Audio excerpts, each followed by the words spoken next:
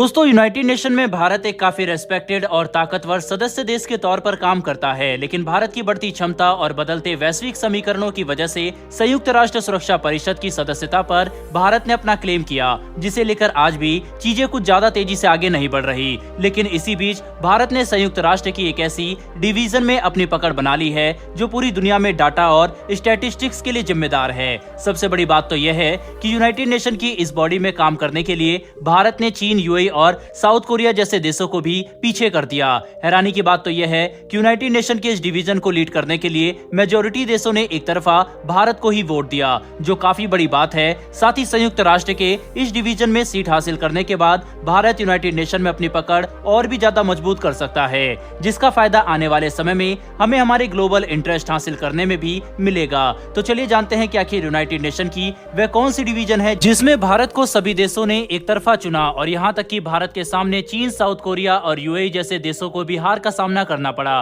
दरअसल दोस्तों, हम बात कर रहे हैं यूनाइटेड नेशन स्टैटिस्टिकल कमीशन की, जो पूरी दुनिया में स्टैटिस्टिक्स और डाटा का सबसे हाईएस्ट ऑर्गेनाइजेशन है, जहां पर पूरी दुनिया से जुड़े काफी सारे डेटा और स्टैटिस्टिक्स को न कि सिर्फ बनाया जाता है बल्कि डाटा के कॉन्सेप्ट को भी डेवलप किया जाता है। यानी कि इस डिवीजन में पूरी दुनिया से जुड़ी हुई डेटा का भंडार है, जहां पर भारत को सीट मिल चुकी है, जो स्टैटिस्टिकल और डेटा टेक्नोलॉजी के मामले में भारतीयों की क्षमता और एक्सीलेंस का प्रमाण माना जा सकता है। वहीं पर इस कामयाबी को हासिल करने के बाद खुद भारत के विदेश मंत्री डॉक्टर एस जयशंकर ने एक ट्वीट करके सभी को हमारी इस बड़ी कामयाबी की जानकारी दी। साथ ही उन्होंने खुलकर टीम इंडिया को कांग्रेचुलेट भी किया। इसके अलावा यूनाइटेड नेशन स्टैटिस्टिकल कमीशन की सीट हासिल करने के लिए जो इलेक्शन कराया गया, उसमें भारत को 56 में से 46 वोट मिले थे, जबकि चीन को सिर्फ 19, तो कोरिया को 23 और यूएई को सिर्फ 15 वोट मिले। यानी भारत ने इन सभी देशों के मुकाबले लगभग 2 गुने वोट हासिल किए। बता दें कि भारत को यूएन स्टैटिस्टिकल कमीशन की कमान अगले 4 सालों के लिए मिली है, जिसकी शुरुआत 1 जनवरी 2024 को होगी।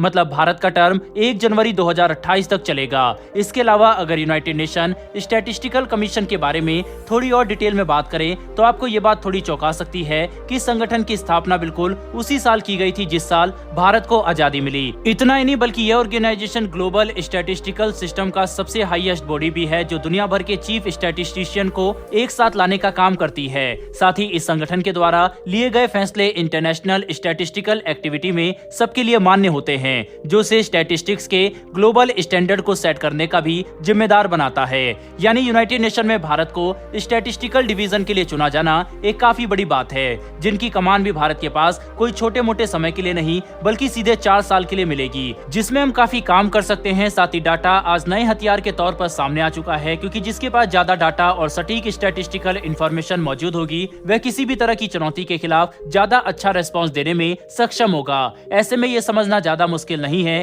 कि भारत के पास अब एक काफी महत्वपूर्ण संगठन को लीड करने की जिम्मेदारी है, जिस पर हर भारतीय को गर्व होना चाहिए। बहरहाल बढ़ते हमारी दूसरी खबर की तरफ, तो दोस्तों ये खबर भारत और जापान की डिफेंस पार्टनरशिप से निकलकर सामने आ रही है, जिसके तहत बुधवार को दोनों देशों ने अपनी पार्टनरशिप को एक्सपेंड करते हुए एक काफी बड़ा फैसला लिया, जिसके तहत दोनों देश अपने डिफेंस पार्टनरशिप को डिफेंस के इमर्जिंग डोमेन में भी ले जाना चाहते हैं, जिसमें अंतरिक्ष और साइबर सिक्योरिटी जैसे सेक्टर शामिल होंगे। यानी भारत और जापान चीन को काउंटर करने के लिए अब नए और महत्वपूर्ण क्षेत्रों में भी अपनी साझेदारी बढ़ाने पर काम कर रहे हैं, जो चीन की एग्रेसिव पॉलिसी को देखते हुए एक काफी बड़ा कदम है। इतना ही नहीं बल्कि जापान अब ये बात अच्छे से समझ चुका है कि अपनी सुरक्षा और नेशनल इंटरेस्ट के लिए वह हमेशा सिर्फ अमेरिका पर निर्भर नहीं रह सकते, जिसके तहत जापान ने अपने डिफेंस बजट में एक बड़ी बढ़ोतरी करने का फैसला लिया। साथ ही जापान अपने डोमेस्टिक डिफेंस इकोसिस्टम को और भी ज्यादा मजबूत करेगा, ताकि भविष्य में वह अपनी रक्षा जरूरतों के लिए आत्मनिर्भर बन सके। साथ ही हाल ही में जापान ने यह फैसला लिया था कि वह भारत को यूनिकॉर्न स्टेल्थ रेडार सप्लाई करेंगे, जो हमारे फ्रंटलाइन गाइडलाइन मिसाइल डिस्ट्रॉयर और दूसरे युद्धपोत की क्षमता को